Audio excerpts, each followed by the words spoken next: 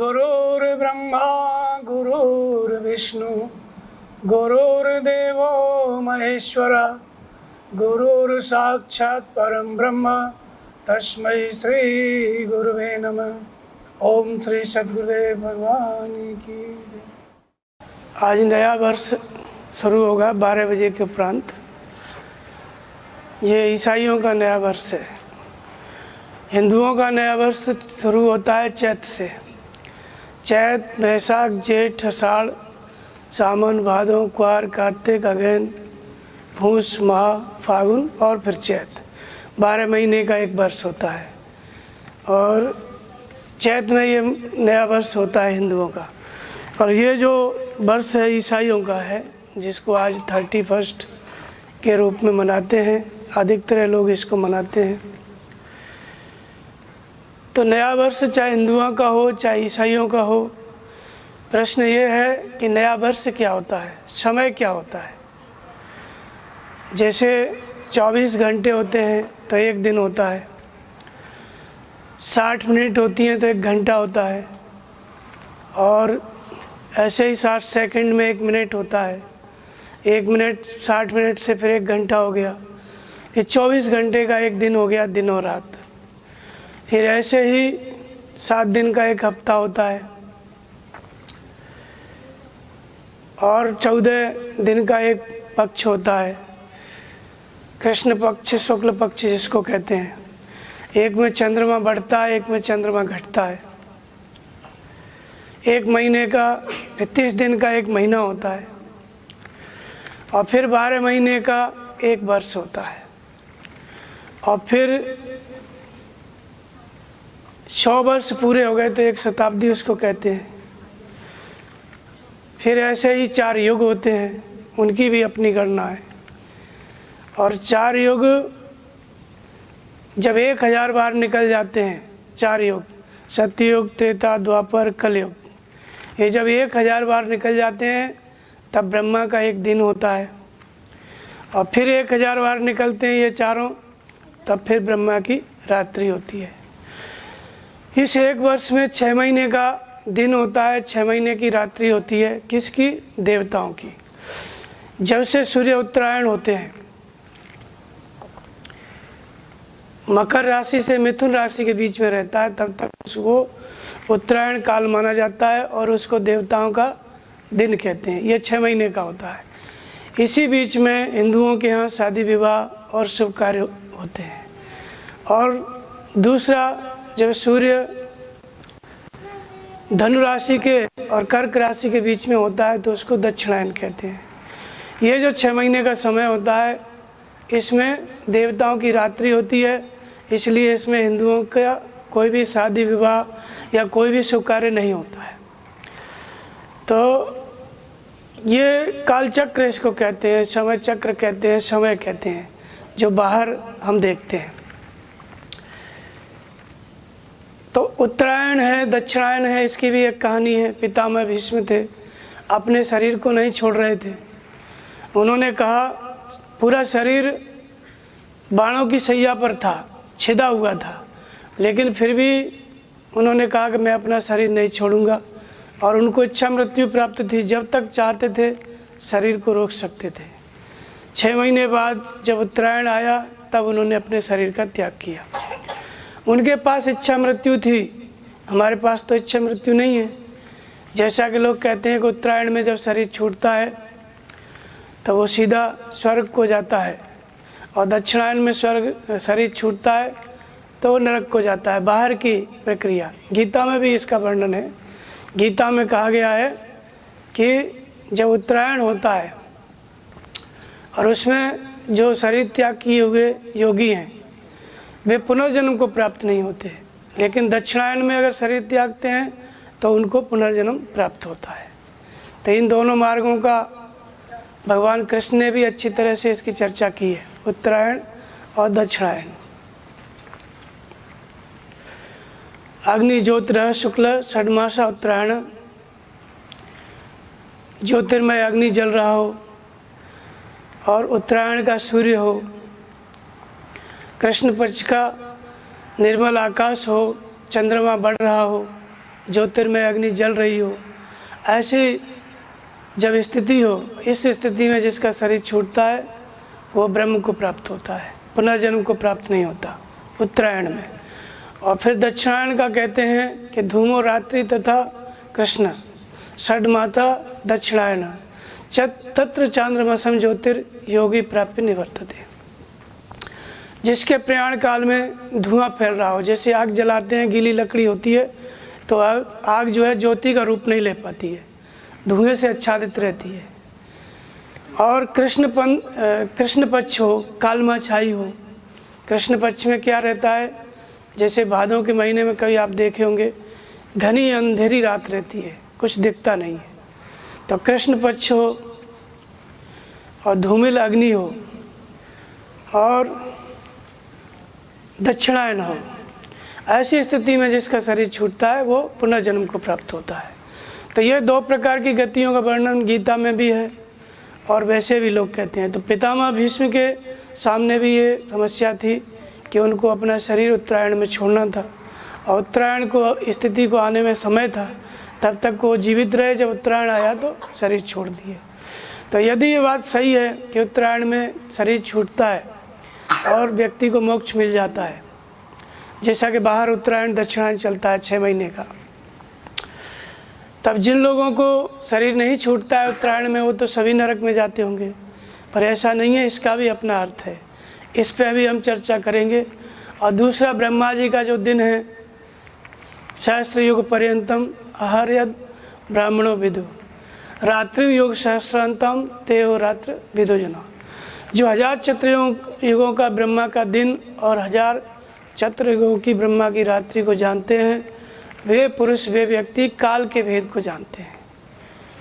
उनको ये पता होता है कि काल कहाँ तक पीछा करता है, अर्थात वो काल को जीत लेते हैं।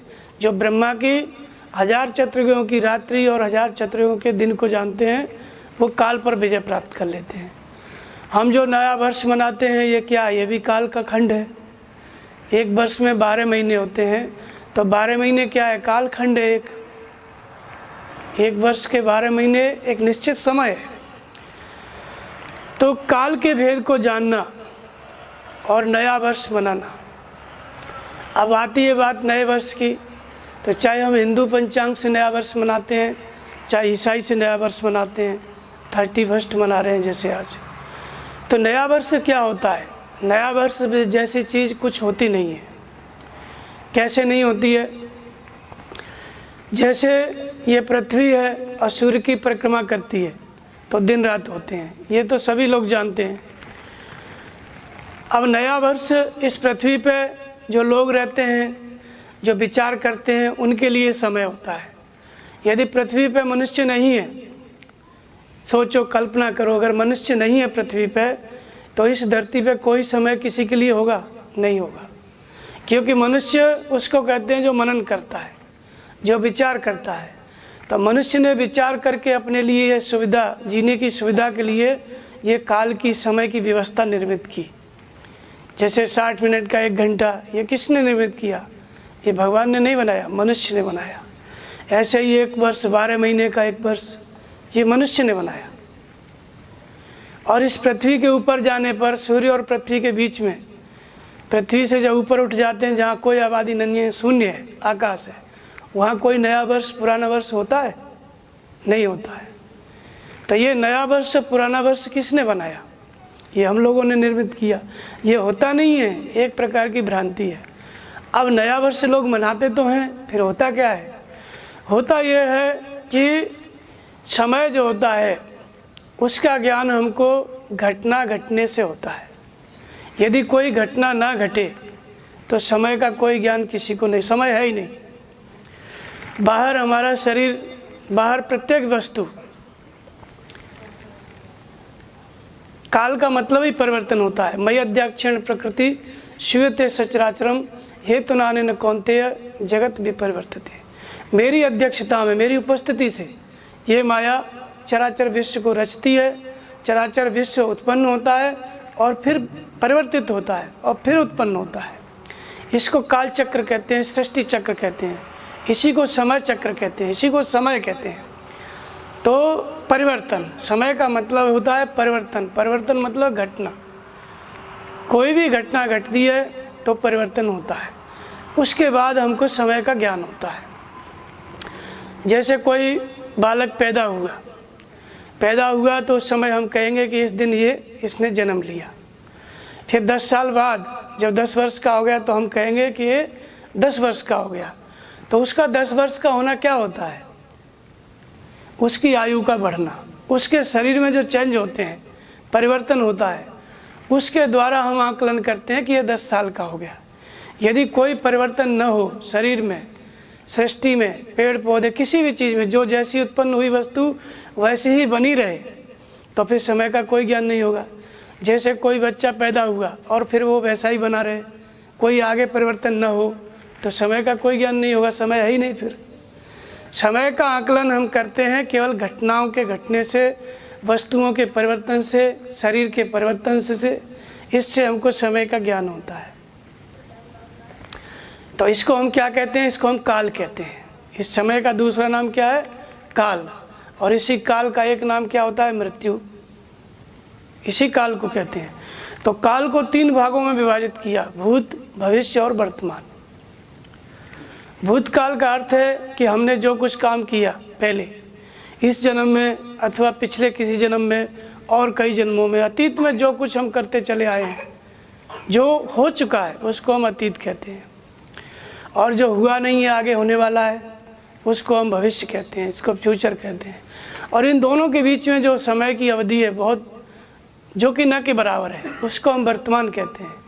जैसे वर्तमान, मैंने कहा वर्तमान क्या है, तो वर्तमान को आप कैसे परिभाषित करोगे? कैसे वर्तमान है? जैसे इस समय मैं बोल रहा हूँ, आप सुन रहे हैं, 1 मिनट 1 सेकंड आपने सुना और सुनते ही वो समय चला गया, दूसरे सेकंड में बदल गया कि नहीं? जैसे 1 घंटा पूरा हुआ, दूसरे घंटे में बदल गया। 1 दिन बीता, दूसरे दिन में बदल गया। तो ये जो परिवर्तन हो रहा है, इस परिवर्तन के कारण ही हमें समय का ज्ञान होता है। तो जो वर्तमान क्षण है उसको हम नहीं ढूंढ सकते। जो वर्तमान किसको आप कहेंगे? जो है 1 सेकंड में मनुष्य, एक बार हमने श्वास लिया और श्वास पुरानी पड़ गई, अतीत हो गई, भूत हो गई, बीत गई। 1 सेकंड हमने सोचा, विचार पुराना पड़ गया, दूसरा विचार आ गया। और महात्मा बुद्ध कहते हैं वर्तमान में जियो। महात्मा बुद्ध ने कहा है वर्तमान में जियो, मतलब अपना जो जीवन है वो या तो अतीत में हम सोचते हैं कि क्या क्या हमने किया, या तो हम इसमें हमारा समय हम इसमें गंवाते हैं, इसमें हम चले जाते हैं, या योजना बनाते हैं कि हमको क्या करना है। तो वर्तमान कोई समय, वर्तमान नाम का कोई समय होता ही नहीं है। लेकिन वर्तमान में जब महात्मा बुद्ध कहते हैं वर्तमान में जियो, तो निश्चित ही वर्तमान होता है। तो वर्तमान कोई समय नहीं है, बस वर्तमान का मतलब है अस्तित्व, वर्तमान का मतलब परमात्मा, वर्तमान का मतलब आप स्वयं। प्रत्येक जीव का जो शाश्वत रूप है, सनातन रूप है, जो मिटता नहीं है, मरता नहीं है, वो वर्तमान है। जैसे आप पैदा हुए, तो पैदा हुए, जो शरीर पैदा हुआ था, जो बच्चा था वो 10 साल में परिवर्तित हो गया, कहीं चला गया। 20 साल बाद फिर वो 5 साल का जो बच्चे का शरीर था वो भी नहीं है, वो भी कहीं चला गया। कहीं ना कहीं चला जा रहा है, ये सब भूत होता चला जा रहा है, बीतता चला जा रहा है। तो वर्तमान का मतलब ऐसा क्षण जो बीते ना। तो कौन नहीं बीत रहा है, कौन नहीं समाप्त हो रहा है? इस शरीर में क्या अविनाशी है जो नष्ट नहीं हो रहा है? तो आत्मा, जिसको हम जीवात्मा कहते हैं। तो आप बचपन में पैदा हुए, जवान हुए, फिर वृद्ध हुए, मृत्यु को प्राप्त हुए, लेकिन जिस व्यक्ति के ऊपर ये घटना घटी, वो व्यक्ति, उसमें कोई परिवर्तन नहीं आया। जैसे बच्चा पैदा हुआ और बच्चा जवान हुआ, लेकिन जो पैदा हुआ वही जवान हो रहा है, और जो पैदा हुआ वही वृद्ध हो रहा है, और वही मृत्यु को प्राप्त हो रहा है। तो जो अविनाशी है जीवात्मा, उसमें कोई परिवर्तन नहीं है, वो वर्तमान है। परमात्मा जिसको कहते हैं, आत्मा कहते हैं, जीवात्मा कहते हैं, वो वर्तमान है। तो वर्तमान में जीने का अर्थ होता है परमात्मा में जीना, वर्तमान में जीने का अर्थ होता है परमात्मा के चिंतन में जीना। तो काल के तत्व को जानने के लिए, काल को समझने के लिए हमको क्या करना पड़ेगा? साधना करनी पड़ेगी, साधना करनी पड़ेगी। तो ये जो सृष्टि चक्र है, जिसमें हमने बताया कि समय जो परिवर्तन होता है, जैसे आयु परिवर्तित होती है, जैसे शरीर का परिवर्तन हो गया, शरीर मृत्यु को प्राप्त हो गया, तो इसको जन्म मृत्यु का चक्र कहते हैं। ये भी काल के अंतर्गत आता है। फिर ऐसे वस्तुओं का निर्मित होना, उत्पन्न होना और समाप्त होना, वस्तुओं का उत्पन्न होना, समाप्त होना, ये भी एक प्रकार का सृष्टि का चक्र है। और वैज्ञानिक कहते हैं कि इस पृथ्वी और ये सूर्य और ये ब्रह्मांड, प्रत्येक वस्तु परिवर्तनशील है, स्थिर नहीं है। तो पूरे समग्र ब्रह्मांड में जहाँ तक हम देखते हैं, सब में परिवर्तन चल रहा है। लेकिन ये जो परिवर्तन चल रहा है, वो परिवर्तन तभी हो सकता है जब कोई अपरिवर्तित रहने वाली वस्तु हो। जैसे पहले चक्की घूमती थी, गाड़ी का पहिया घूमता है, आप देख लो। तो गाड़ी का पहिया किस पे घूमता है? कोई स्थिर चीज रहती है, कोई स्थिर उसका जो धुरी रहती है उस पर घूमता है। जैसे चक्र सुदर्शन को आपने देखा होगा, घूम रहा है, तो भगवान की उंगली स्थिर है, उस पर वो घूम रहा है। चक्की चलती है, आटा पिसता है, तो कोई ऐसी कीली होती है जिस पे दोनों पार्ट घूमते हैं। तो कोई स्थिर रहने वाली वस्तु है जिस पे ये सारा परिवर्तन हो रहा है। तो स्थिर रहने वाली वो वस्तु क्या है हमारे अंदर? उसी को हम आत्मा कहते हैं, उसी को परमात्मा कहते हैं। वही हमारा स्वरूप है, जिसकी वजह से हम बोल रहे हैं, चल रहे हैं, उठ रहे हैं, बैठ रहे हैं। जो पैदा हुआ था वो न बचपन, वो न बच्चा है, न जवान है, न वृद्ध है, न मरता है, न जन्म लेता है, वो है। उसी को आत्मा कहा गया, उसी को जीवात्मा कहा गया, उसी को परमात्मा कहते हैं। तो जो वर्तमान है वो क्या है? परमात्मा। तो वर्तमान में जीने का अर्थ होता है परमात्मा में जीना। और परमात्मा में जीने के लिए हमको साधना करनी पड़ती है। परमात्मा में जीने के लिए हमको साधना करनी पड़ती है। संसार में जीने के लिए तो सभी जी रहे हैं, संसार में जीने के लिए हम सभी जी रहे हैं, साधना की आवश्यकता नहीं है। लेकिन संसार का मतलब क्या है? या तो हम अतीत में जी रहे हैं या हम भविष्य में जी रहे हैं। तो इसलिए भविष्य में जो व्यक्ति जीता है, अतीत में जीता है, उसको कहते हैं वो संसार में जीता है। और जो वर्तमान में जीता है उसको हम कहते हैं कि वो परमात्मा में जीता है। तो इस वर्तमान में जीने वाला जो व्यक्ति है, वही वास्तव में काल के भेद को जानता है, वही काल के तत्व को जानता है, वही इस बात को जानता है कि काल कहाँ तक पीछा करता है। तो रामचरितमानस में इसका वर्णन आता है। जब भगवान राम कुंभज ऋषि से मिलते हैं तो कुंभज ऋषि से पूछते हैं कि मैं कहाँ पे रहूं। तो कुंभज ऋषि कहते हैं कि तुम्हारे ही भजन प्रभाव अगारी, जानो महिमा कछुक तुम्हारी। तुम्हारे भजन के प्रभाव से थोड़ी सी महिमा मैं तुम्हारी जानता हूँ, थोड़ी सी महिमा जानता हूँ। कौन सी महिमा जानते हैं? तो फिर वो वर्णन करते हैं पूरे सृष्टि चक्र का कि उमर तरु विशाल तम माया, फल ब्रह्मांड अनेक निकाया, जीव चराचर जंतु समाना, भीतर बसे न जाने आना, ते फल भक्षक कठिन कराला, और तब भय डरत सदा सुकाला, और ते तुम सकल लोकपत साई, पूछे मोए मरिज की नाई। उन्होंने वर्णन किया कि उमर तर विशाल तम माया, आपकी जो माया है, जिसको हम ब्रह्मांड कहते हैं, जो अनंत आकाश जिसको ऊपर आप देखते हैं ये, और जो नहीं दिखाई देता है वो, और जिसकी आप कल्पना करते हैं वो सब कुछ माया का ही स्वरूप है। तो उसको कुंभज ऋषि कहते हैं कि ये जो आपकी माया है ये उमर के वृक्ष के समान है। उमर के वृक्ष को देखा है कभी? गूलर जिसको कहते हैं। उसमें क्या है? उसके तने पे बहुत से फल लगे रहते हैं। उन फलों में जब आप उनको तोड़ के देखोगे तो छोटे छोटे जीव जंतु रहते हैं। जब बच्चे होते हैं ना तो उसको बिना तोड़े ही खा जाते हैं। वो जीव जंतु जो रहते हैं सब कुछ पता नहीं चलता है बचपन में, लेकिन थोड़ा बड़े हो जाते हैं तो तोड़ के देखते हैं तो उसमें कीड़े कीड़े बहुत होते हैं। तो इसको उदाहरण देते हैं कुंभज ऋषि कि आपके भजन के प्रभाव से मैं आपकी माया को थोड़ा जानता हूँ। तो क्या जानते हैं?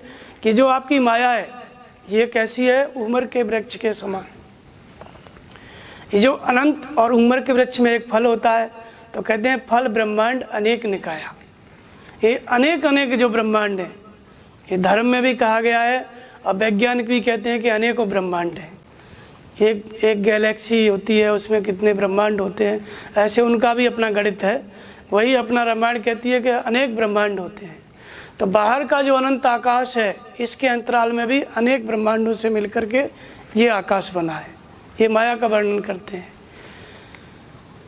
और फिर उसके अंतराल में अनेक पृथ्वी हैं, फिर उस पर रहने वाले जीव जंतु। ये तो बाहर का हो गया। अब इस शरीर के अंदर ये माया क्या है?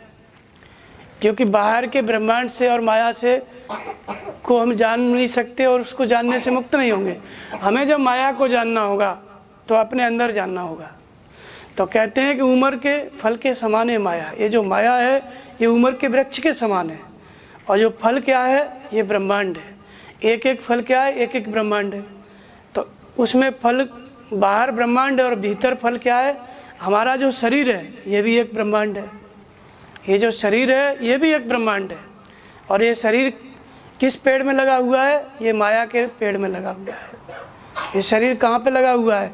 ये अनंत ब्रह्मांड जो माया है उसका एक हिस्सा ये शरीर है। अब ये एक शरीर है। और फिर कहते हैं कि जीव चराचर जंतु समाना, भीतर बसे न जाने आना।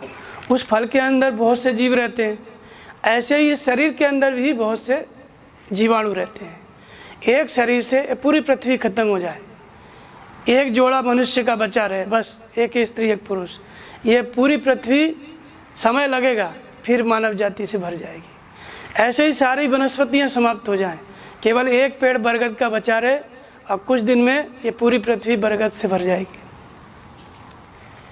तो ये जो शरीर है इसके अंतराल में एक शरीर दिखता जरूर है, लेकिन इसके अंतराल में अनंत ब्रह्मांड, अनंत शरीर है। जैसे गूलर के फल में बहुत सारे जीव होते हैं ना, जीव चराचर जंतु समाना, ऐसे ही शरीर के अंतराल में बहुत सारे शरीर हैं, करोड़ों शरीर हैं। वे शरीर सब कहाँ पर हैं? ये सब शरीर हमारे मन के अंतराल में है। हमारे मन का एक एक संकल्प, एक एक विचार, एक एक शरीर है। तो जो एक एक कल्पना है ये एक एक शरीर है। तो ये एक एक कल्पना है, जब शरीर धारण करोगे तो मृत्यु को भी प्राप्त होगे, जन्म लेंगे तो मरेंगे भी। तो ये जन्म और मृत्यु का जो बीज है वो क्या है? हमारा विचार, हमारा संकल्प। और ये संकल्प है इसी को हम कल्पना कहते हैं। तो ये जो कल्पना है ये क्या है? ये समय, ये काल है। तो काल काल सबको कहे, कालन चीने कोय। कबीरदास कहते हैं सब काल काल काल बोलते हैं, लेकिन काल कोई पहचानता नहीं है। तो काल क्या है? तो जितनी मन की कल्पना काल का आवेश हो। लोग कहते हैं काल आ गया, मर गया। वो काल है क्या? वो हमारे मन की कल्पना। जिसके अंदर कल्पना नहीं होती, विचार नहीं होता, निर्विचार अवस्था को प्राप्त हो गया, उसकी मृत्यु नहीं होती। शरीर तो छूटता है उसका भी, लेकिन शरीर छूटने के बाद भी वो रहता है, मरेगा लेकिन मरकर भी रहेगा। उसी को मुक्त पुरुष कहते हैं, जीवन मुक्त कहते हैं। शरीर उसका छूटता है, फिर वो रहता है सूक्ष्म शरीर में, उसी शरीर से रहता है। शरीर आप लोगों का भी छूटता है, लेकिन वो रहते नहीं है उस शरीर में, फिर दूसरा नई प्रकार का शरीर धारण करते हैं, फिर छूटता है, फिर नए प्रकार का शरीर धारण करते हैं। तो शरीर सबका छूटता है, लेकिन फिर नए प्रकार का आकार प्रकार वाला शरीर हमको मिलता है। इसलिए हम रहते हैं परिवर्तित रूप में, प्रत्येक व्यक्ति रहता है परिवर्तित रूप में, और महापुरुष रहते हैं अपरिवर्तित रूप में। जिस शरीर से वो मुक्त होते हैं उसी स्वरूप में वो भक्तों को दर्शन देते हैं, सदा अपनी जगह पर रहते हैं। वही वास्तव में वो क्या है? वही आत्म स्वरूप है, वही आत्मा का स्वरूप है। तो कहने का मतलब यहाँ पे कुंभज ऋषि कहते हैं कि प्रत्येक ये जो माया है, माया के अंतराल में जो एक शरीर है वो एक ब्रह्मांड है, और एक शरीर रूपी ब्रह्मांड में अनेकों शरीर हैं, अनंत शरीर हैं, जीव चराचर जंतु समाना। एक दो शरीर नहीं, अनंत शरीर है। अब ये शरीर किस रूप में है? हमारी कल्पना के रूप में, हमारे संकल्प के रूप में। तो जीव चराचर जंतु समाना, भीतर बसे न जाने आना। वो हमारे सबके भीतर है, सबके मन में संकल्प है, लेकिन जाने आना एक दूसरे को नहीं जानता। जैसे हमको अब ये शरीर मिल गया और हमारे मन में हजारों संकल्प दौड़ रहे हैं, हजारों इच्छाएं हैं। किस इच्छा के द्वारा हमको अगला कौन सा शरीर मिलेगा क्या हम जानते हैं? नहीं जानते। तो चराचर जंतु रहते हैं, लेकिन भीतर बसे न जाने आना, एक दूसरे की स्थिति को नहीं जानते। हम अपने ही अगले शरीर की स्थिति को हम नहीं जानते। महापुरुष की बात अलग है, वो सब जानते हैं, लेकिन क्या आप जानते हो कि आपको दूसरा शरीर कौन सा मिलेगा? नहीं जानते। और ये स्थिति किस में है? इसी शरीर में, इसी मनुष्य शरीर में ये सारी स्थिति है।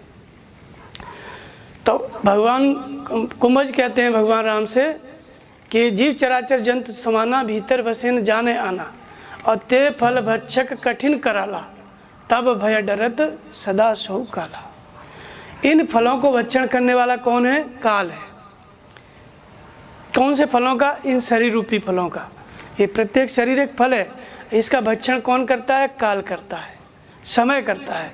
समय आते ही व्यक्ति विलीन हो जाता है, मर जाता है, और फिर वो दूसरा नया शरीर धारण कर लेता है। इसी को हम लोग काल कहते हैं, परिवर्तन। तो ये कौन इसका भक्षण कर रहा है? काल। और फिर कुंभज ऋषि कहते हैं, जो सबसे महत्वपूर्ण बात है उसको बताते हैं कि तब भय डरत सदा सौ काला। वो काल जो संपूर्ण सृष्टि का भक्षण करता है, प्रत्येक शरीर को खा जाता है, वही काल आपसे डरता है। तब भय डरत सदा सौ काला। ये मैंने देखा, भजन करते करते मैंने ये सारा दृश्य देखा। मैंने कहीं सुनी बात नहीं बताई आपको। तुमरे भजन प्रभाव अगारी, जानो महिमा कछुक तुम्हारी।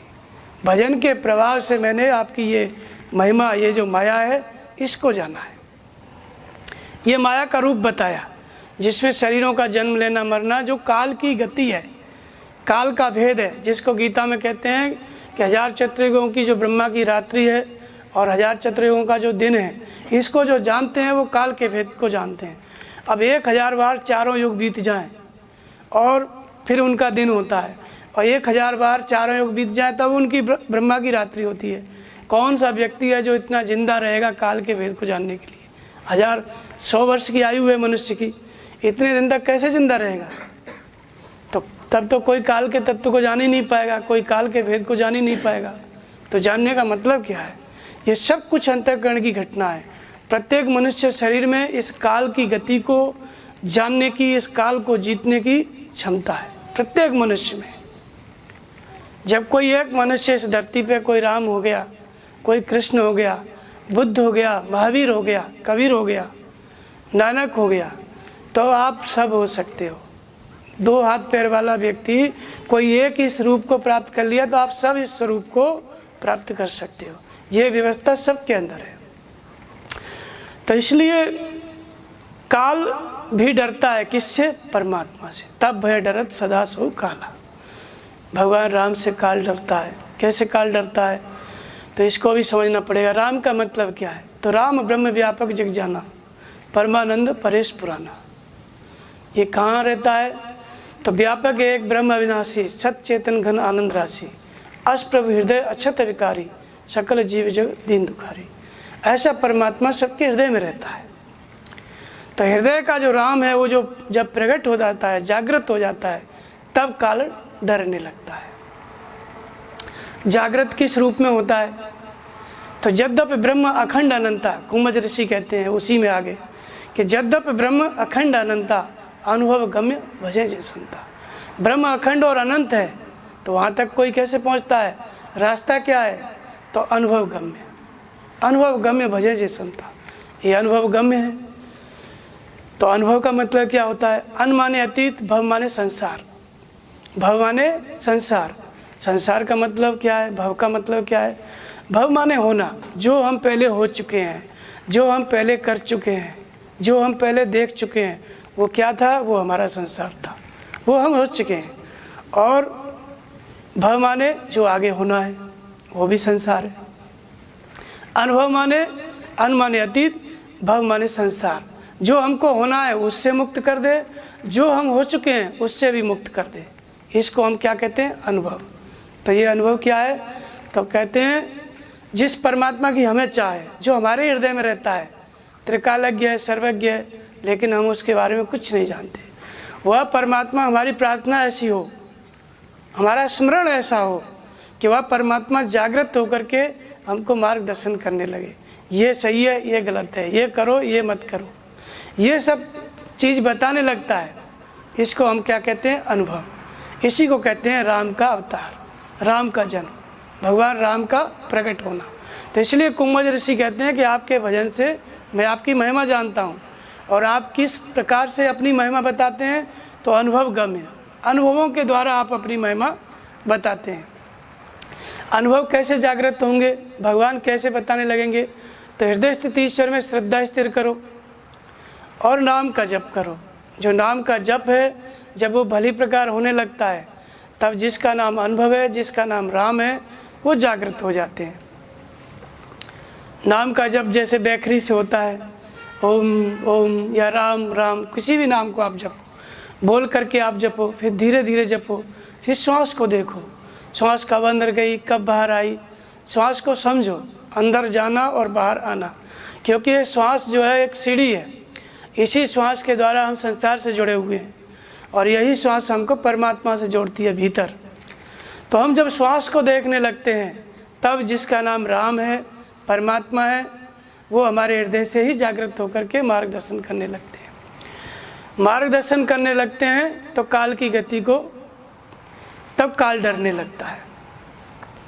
जब भगवान आपको प्रेरणा करने लगे, हृदय से जागृत होने लगे, आपका नाम जप, आपकी प्रार्थना ऐसी हो कि भगवान जब बताने लगते हैं, तब आपका जो काल है उसकी गति रुकने लगती है, तब काल डरने लगता है। तो यही कुंभज ऋषि कह रहे हैं कि तब भय डरत सदा सो काला।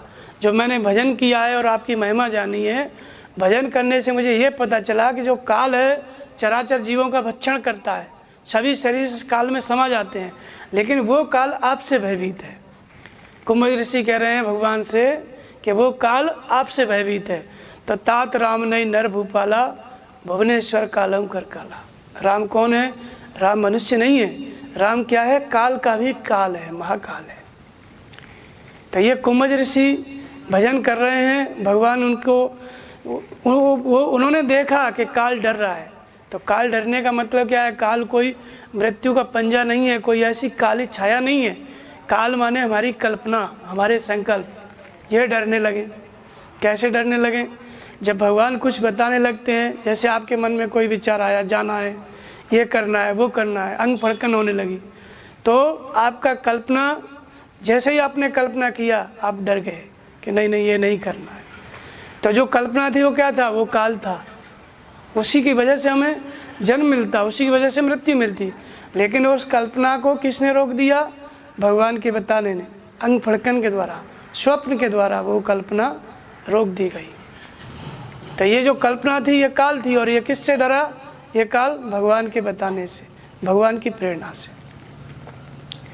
ये जो घटना घट रही है, कल्पना को रोकना, मन में कल्पना ना आने देना, संकल्प ना आने देना, और भगवान की बात को समझना और नाम का जप करना, ये जो घटना घट रही है, ये परमात्मा के अंदर घट रही है, ये समय के बाहर घट रही है। मतलब ये वर्तमान समय है, इसको हम वर्तमान क्षण कहते हैं।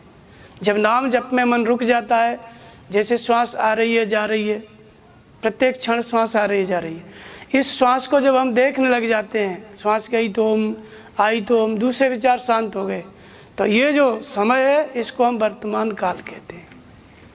इसको हम क्या कहते हैं? वर्तमान। क्योंकि ये समय हमारा परमात्मा में है। और इसी को हम क्या कहते हैं? नया वर्ष कहते हैं। वर्ष जो होता है, जैसे 12 महीने बीत जाते हैं, एक वर्ष बीत जाता है बाहर, लेकिन वो बीतता नहीं है, उसमें नया कुछ नहीं आता है। शरीर परिवर्तित होकर पुराने होते जा रहे हैं। किसी ने जन्म लिया, कोई मृत्यु को प्राप्त हो गया, कोई जवान हो गया, कोई वृद्ध हो गया। नया साल आ रहा है तो नया कौन हो रहा है? ये बताओ, कोई नया हो रहा है? कोई वस्तु नहीं हो रही है, कोई व्यक्ति नया हो रहा है, कुछ नया हो रहा है इस दुनिया में? कुछ भी नया नहीं हो रहा है। हाँ, लोग सोच लेते हैं हमारा जॉब लग गया, ये नया साल बहुत अच्छा हुआ। जॉब लग गया, लेकिन जॉब भी पुराना हो गया, लगने के बाद दूसरे दिन पुराना हो गया, एक दिन घट गया कि नहीं? हर चीज़ यहाँ पुरानी होती जाती है। नया वर्ष आया नहीं कि पुराना पड़ जाता है। एक सेकंड नया और दूसरे सेकंड पुराना। तो कोई चीज़, नया वर्ष नाम की कोई चीज़ कहीं होती ही नहीं है। ये केवल भ्रम है। नया वर्ष मनाओ, नया वर्ष मनाओ, लोगों का केवल भ्रम है। कहाँ नया वर्ष है बताओ? सूर्य अपनी जगह पर, पृथ्वी अपनी जगह पर, आकाश अपनी जगह पर। केवल पृथ्वी पर रहने वाले लोगों के लिए नया और पुराना हो रहा है, उनमें भी सिर्फ मनुष्यों के लिए। और मनुष्य में भी जो विचार कर रहा है उसके लिए, जो पागल है, विक्षिप्त है, उसके लिए दिन रात कुछ नहीं है। उसके लिए तो कुछ भी नहीं है, कोई समय नहीं है। तो ऐसे ही ये किसके लिए, जो मनन करता है, जो मनुष्य है, उसके लिए ये नया और ये पुराना। तो मैंने पहले कहा था ना कि पृथ्वी में से मनुष्य को हटा दो तो कोई समय नहीं है। ठीक इसी तरह हमने अपने मन से मन को हटा दिया, विचारों को हटा दिया, कल्पनाओं को हटा दिया, तो उस व्यक्ति के लिए जिसके जो निर्विचार हो गया, जिसकी कल्पनाएं शांत हो गई, उस व्यक्ति के लिए भी कोई समय नहीं है। वो भी समय के बाहर हो गया, वह भी अकाल हो गया, उसको भी काल नहीं मार सकता। इसी बात को गीता में भगवान कृष्ण ने स्पष्ट किए हैं, ब्रह्मा जी के उदाहरण के द्वारा, ब्रह्मा के चतुर्युग के द्वारा, उत्तरायण और दक्षिणायन के द्वारा। तो इस पर भी हम चर्चा करते हैं कि 1000 चतुर्युगों का जो ब्रह्मा का दिन है और 1000 चतुर्युगों की जो उनकी रात्रि है वो क्या है। तो सबसे पहले तो ब्रह्मा क्या है, क्योंकि 1000 चतुर्युगों तक कौन व्यक्ति रहेगा जीवित जो काल के भेद को देखता रहेगा। आदमी की आयु 100 साल है, कैसे देखेगा। तो देखने का मतलब क्या होता है, आपके अंदर ये सब होना चाहिए। प्रत्येक मनुष्य के अंदर ये ब्रह्मा और ये चतुर्युग, ये सब कुछ उसके अंदर है। तो अंदर कैसे है, ब्रह्मा क्या है फिर अंदर, तो अहंकार से बुद्धि जो मन सच्चित महान, ये जो हमारी बुद्धि है यही ब्रह्मा है। साधारण बुद्धि ब्रह्मा नहीं है। जो आपके पास बुद्धि है जो इस समय, वो ब्रह्मा नहीं है। वो ब्रह्मा को 4 मुख हैं, तो 4 मुख वाली जो बुद्धि है वो ब्रह्मा है। तो ये जो 4 मुख होते हैं ये क्या होते हैं, 4 मुख क्या है। 4 मुख का मतलब मुख से बोला जाता है, मुख से निर्णय लिया जाता है। बुद्धि का काम क्या है, निर्णय लेना। तो चतुर्युग 4 मुख, 4 मुख का मतलब होता है ये जो बुद्धि है जब ब्रह्म विद्या से संयुक्त होती है। किससे संयुक्त होती है, ब्रह्म विद्या से संयुक्त होती है, तब ये जो साधारण बुद्धि है ये क्या हो जाती है, ये ब्रह्मा हो जाती है। तो ब्रह्म विद्या से संयुक्त एक मुख, फिर ब्रह्म विद्या इसको कहते हैं। ब्रह्म विद्या से संयुक्त हो जाती है तो उस बुद्धि को क्या कहते हैं, ब्रह्मविद। और दूसरा बुद्धि का मुख क्या है, ब्रह्मा का मुख क्या है, दूसरा स्तर क्या है, ब्रह्म विद्वर। ब्रह्म विद्या में श्रेष्ठता प्राप्त कर ली तो उसको कहते हैं ब्रह्म विद्वर, दूसरा मुख ब्रह्मा का। और तीसरा होता है ब्रह्म विद्रयान। ब्रह्म विद्रयान का मतलब यान माने चलाना, यान माने वाहन, चलाने वाला। तो ब्रह्म विद्रयान का मतलब जो ब्रह्म विद्या की वह अवस्था ऐसी कुशलता प्राप्त कर लिया उस बुद्धि ने कि वो स्वयं ब्रह्म विद्या से युक्त है और दूसरे को भी ब्रह्म विद्या पे चला सकता है। तो इसको कहते हैं ब्रह्म विद्रयान। ये ब्रह्मा का तीसरा मुख। और चौथा होता है ब्रह्म विद्रिष्ट। ब्रह्म विद्रिष्ट का मतलब जिस बुद्धि में सिर्फ इष्ट संचालित है, परमात्मा संचालित है। बुद्धि केवल परमात्मा के दिए हुए विचारों को ग्रहण करती है और व्यक्त करती है, और वो अपने आप में कुछ नहीं। तो ये ब्रह्म विद्रिष्ट जो बुद्धि है, ये बुद्धि की चौथी अवस्था है। तो इस तरह से ब्रह्मा के क्या हैं, ये 4 मुख हैं। अब 1000 चतुर्युग क्या है, तो इसी बुद्धि की 4 प्रवृत्तियां हैं, मन, बुद्धि, चित्त और अहंकार। ये जो 4 प्रवृत्तियां हैं ये क्या हैं, ये 4 युग हैं। ये 4 प्रवृत्तियां क्या हैं, 4 युग हैं। तो ये मन, बुद्धि, चित्त, अहंकार ये 4 ही नहीं है।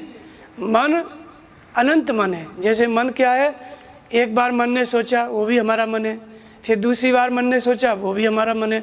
दिन भर सोचता है, वो कौन सोचता है, मन। तो दिन भर कितनी बार सोचा, हजारों बार।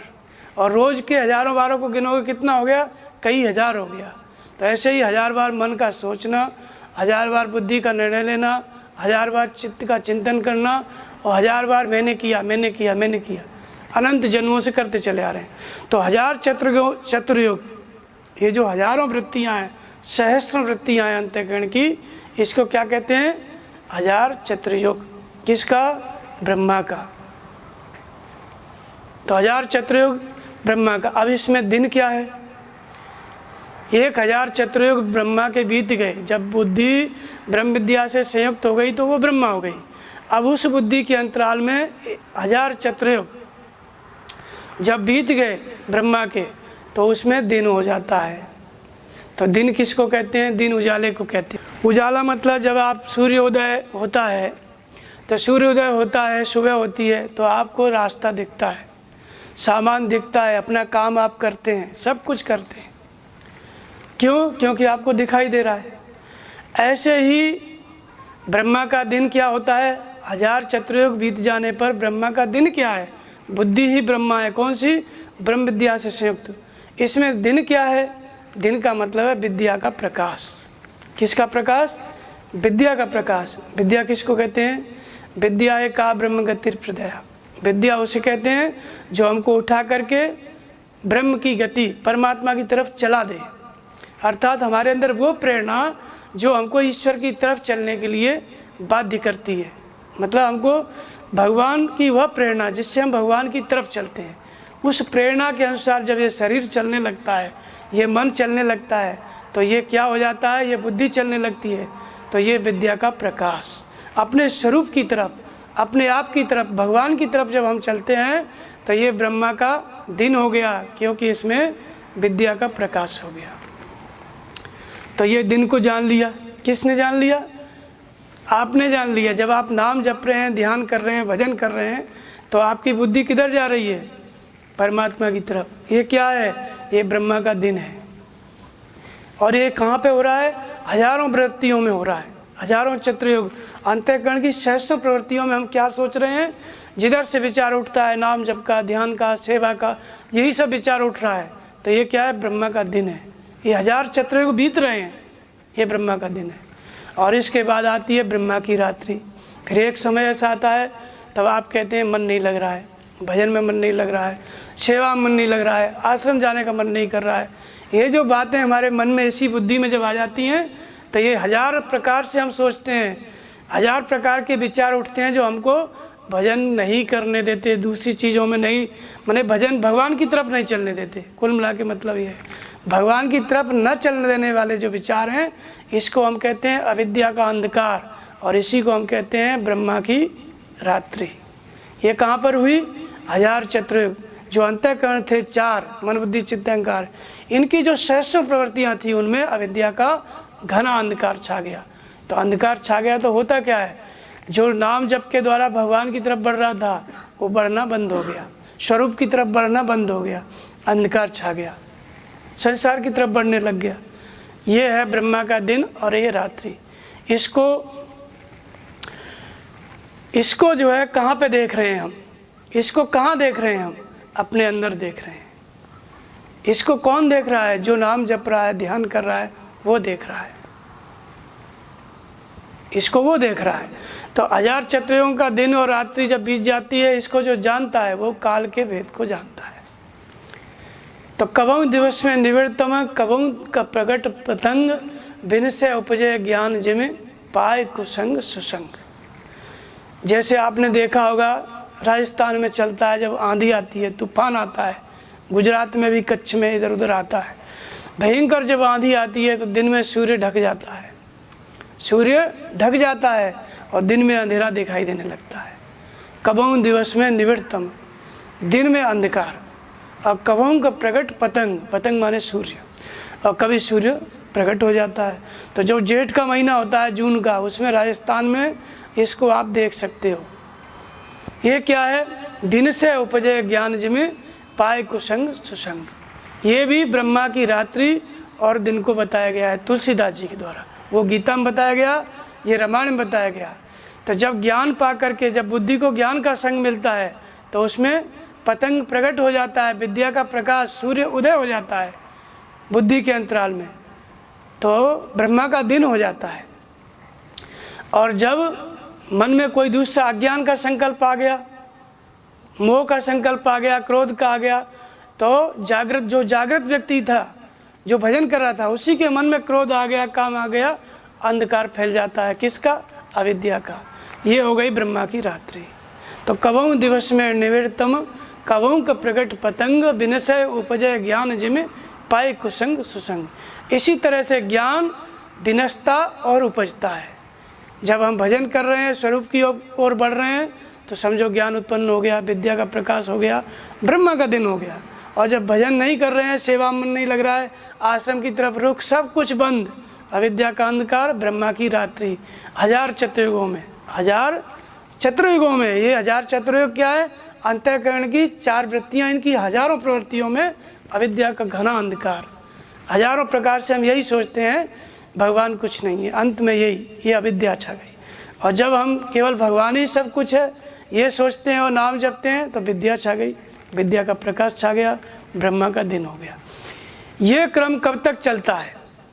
ये क्रम जो काल का है, ये परिवर्तन ब्रह्मा का दिन और रात्रि का कब तक चलता रहता है? तो कहते हैं पर तस्मात् भावन्यो व्यक्तो व्यक्ता सनातना यश सर्वेषु भूतेषु नश्यत्सु न विनश्यति। पर तस्मात् भावन्य अव्यक्तो व्यक्ता सनातना, एक तो कौन सा भाव था? अव्यक्त ब्रह्मा, मतलब जो ब्रह्मा है, जो बुद्धि है, वो भी क्या है? अव्यक्त है, उसको आप आंखों से नहीं देख सकते। बुद्धि का केवल निर्णय आपको पता चलता है, जब आप कोई डिसीजन लेते हो तब पता चलता है कि ये किया, लेकिन डिसीजन लेने वाली बुद्धि को आप देखते हो? नहीं देखते हो। तो ये अव्यक्त है। ये ब्रह्मा क्या है? ये अव्यक्त है। ये ब्रह्म विद्या से जो बुद्धि संयुक्त है वो क्या है? वो अव्यक्त है। तो परस तस्मात् भावन्यो अव्यक्तो व्यक्तात् सनातना। और एक तो ये बुद्धि अव्यक्त है, लेकिन इससे भी एक परम अव्यक्त भाव है और भी परे है, उसको सनातन अव्यक्त भाव कहते हैं। पर तस्मात् भावन्यो व्यक्तो व्यक्ता सनातना यश सर्वेषु भूतेषु नश्यत्सु न विनश्यति। जो इस ब्रह्मा के दिन और रात में, दिन में उत्पन्न और रात में विलीन होने वाली जो प्रक्रिया चल रही है, दिन में प्रकाश रात्रि में अंधकार, ब्रह्मा का दिन और रात्रि अर्थात जागृत होना, हमारा भजन करना और हमारा भजन न करना, ये अंधकार, भजन करना प्रकाश, भजन करना ब्रह्मा का दिन, भजन न करना ब्रह्मा की रात्रि, ये उत्पन्न होना और विलीन होना, इसको कहते हैं दिन और रात्रि को। तो एक तो अव्यक्त बुद्धि है, ब्रह्मा अव्यक्त है, बुद्धि अव्यक्त है। इसके अंतराल में ये जो कभी हम जागृत होते हैं, कभी हम अचेत होते हैं, लेकिन ये जो जागृत होना, अचेत होना, ये क्या है? ये भी एक प्रकार का परिवर्तन है, ये नष्ट होने वाले भाव हैं। जब तक हमारे अंदर ये प्रक्रिया चल रही है, कभी हम भजन करते हैं, कभी भजन नहीं करते हैं, जब तक ये प्रक्रिया चल रही है तब तक हमको नष्ट होना पड़ेगा, तब तक हमको जन्म लेना पड़ेगा, तब तक हमको लौट के आना पड़ेगा। इसलिए पर तस्मात् भावन्यो अव्यक्तो व्यक्ता सनातना, ये जो ब्रह्मा है, बुद्धि अव्यक्त है, ये जो भाव है ये कैसा है? ये मिटने वाला भाव है।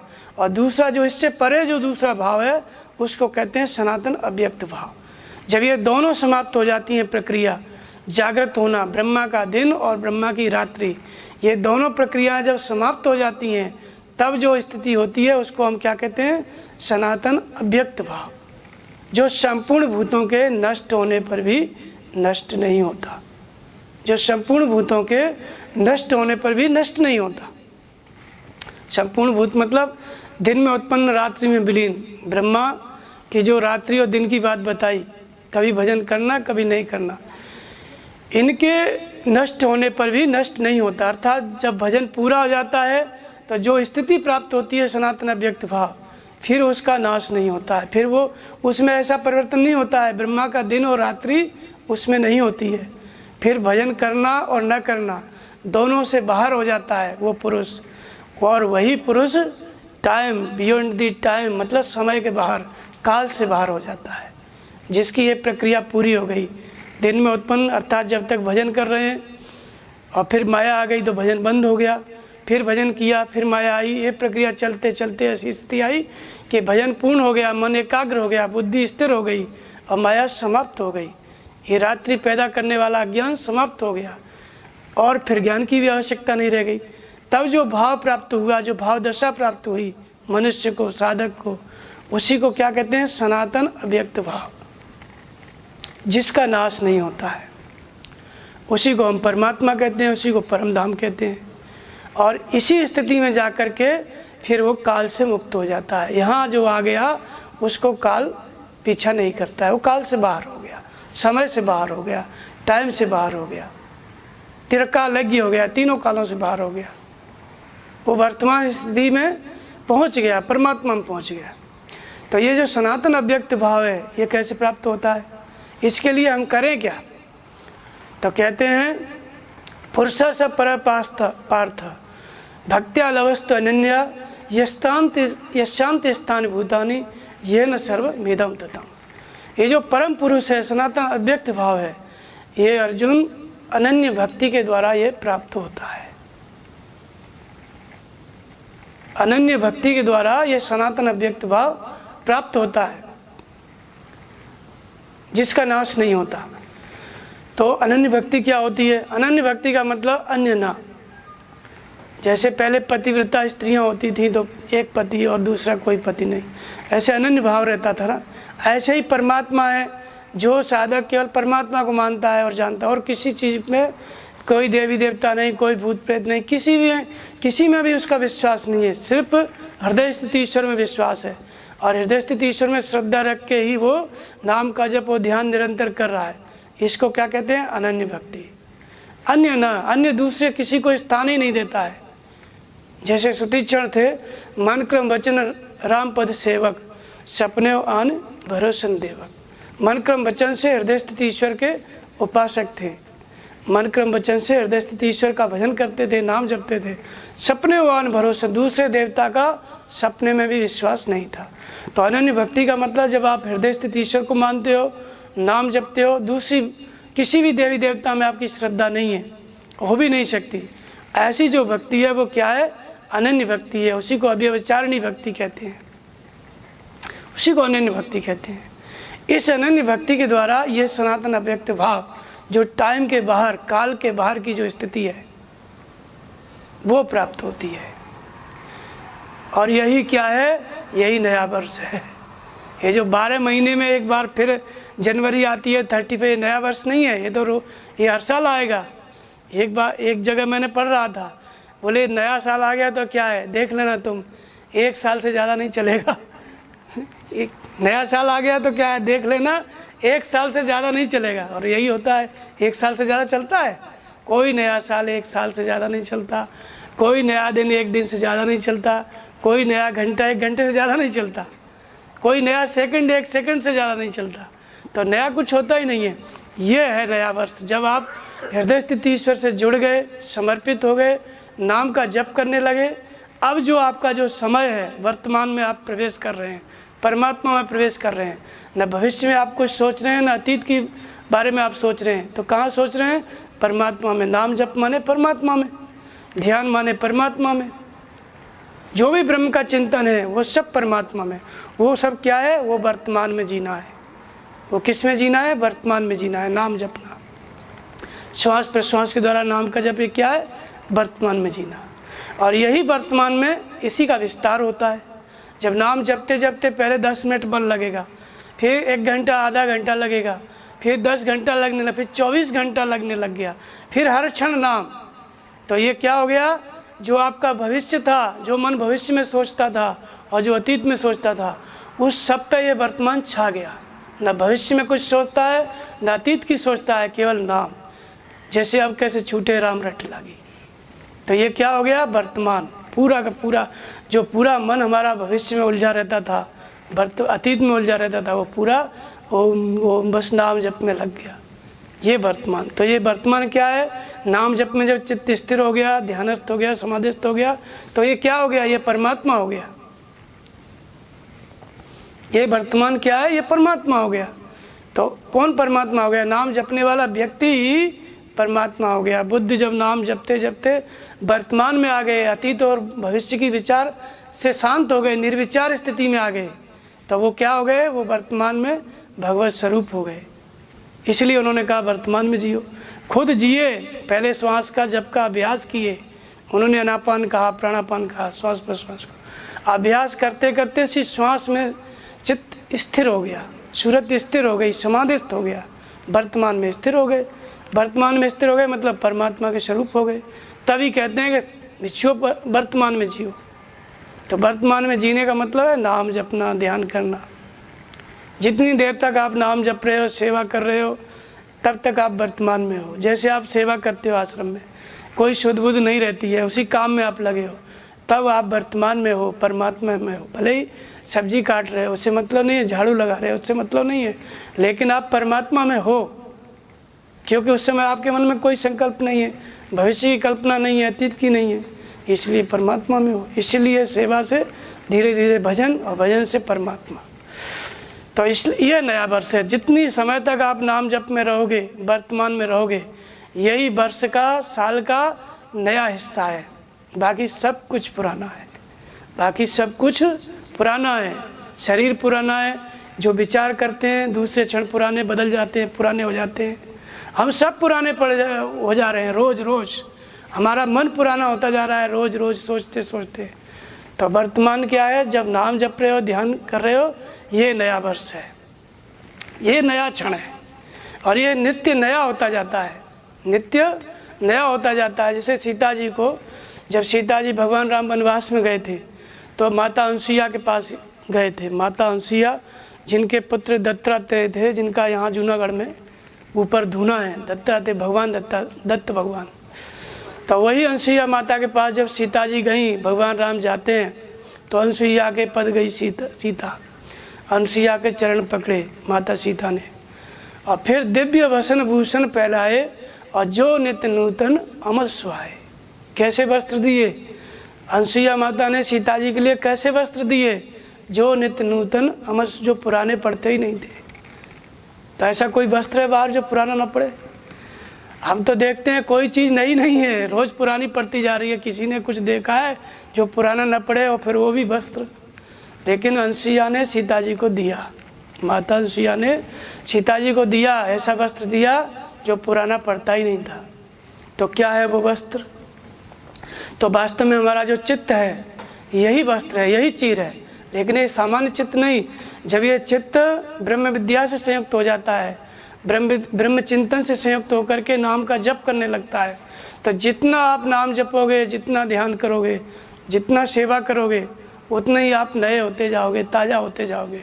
शरीर पुराना होगा लेकिन आप नए हो जाओगे। जो व्यक्ति ये सब नहीं करता है, समझो किसी ने जिंदगी भर नहीं की, वो व्यक्ति आश्रम आ गया, भजन करने लग गया, फिर उस व्यक्ति में कितना परिवर्तन होता है। जब भजन नहीं करता था, नाम नहीं जपता था, उसके पहले वाला व्यक्ति और नाम जपने के बाद वाला व्यक्ति, दोनों में अंतर होता है कि नहीं? बाद वाला व्यक्ति कैसा होता है? नया होता है, और वो पुराना था। तो नया वर्ष क्या होता है? जब हम नए होते जाएं, नित्य नूतन अमल सुहाए, मल से रहित होते जाते थे। सीता जी रोज पहनती थी और रोज वस्त्र नए होते जाते थे, रोज पहनती थी, रोज वस्त्र नए और अमल सुहाए, मैले होते ही नहीं थे। तो कौन सा वस्त्र है? हमारा चित्त। और चित्त जब ब्रह्म विद्या से संयुक्त होता है, नाम जप में लगता है, तब ये नया होता जाता है। 10 मिनट आप नाम जपोगे, ओम ओम जप रहे हो, तो दूसरे दिन 20 मिनट जपे, महीना भर जपे, रोज आपको लगेगा कि हम नए हैं, ताज़ा हैं। और वही नया साल है, वही क्षण, जितना देर आपने नाम का जप किया, वही क्षण परमात्मा है, वही नया है, वही नया वर्ष है। उतना ही सब कुछ नया है, बाकी सब पुराना है। तो इस नए वर्ष को मनाने का मतलब है हृदय स्थिति में श्रद्धा स्थिर करें, नाम का जप आरंभ करें। यदि नाम का जप आप करते हो तो और अच्छे से चालू करो, तो ये नया होता जाएगा। इसी का नाम है नया वर्ष। तो बोलिए श्री सद्गुरुदेव भगवान की जय।